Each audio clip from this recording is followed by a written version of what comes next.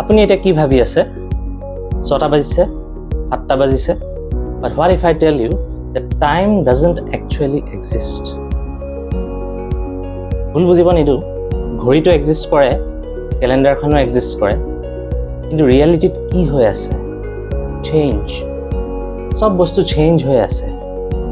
time এদি আমি সেই চেঞ্জটো কেনেকৈ হৈছে হেতু ব্ৰেইনক বুজাবলৈ চেষ্টা কৰোঁ টাইমটো এটা concept is not an actual thing যদি টাইমটো সঁচাখচি এটা বস্তু হ'লতেন তেনেহ'লে টাইমটো বাৰু ডিসক্ৰিট নে কন্টিনিউয়াস আমি ক'ব পাৰিলোঁ টাইমটো যদি কন্টিনিউয়াস হয় তাৰ এটা মুহূৰ্ত এটা মিনিমাম টাইমৰ ইণ্টাৰভেল এটা মিনিমাম মুহূৰ্ত যিটো তাতকৈ ছুটি যিটো ক্ষণ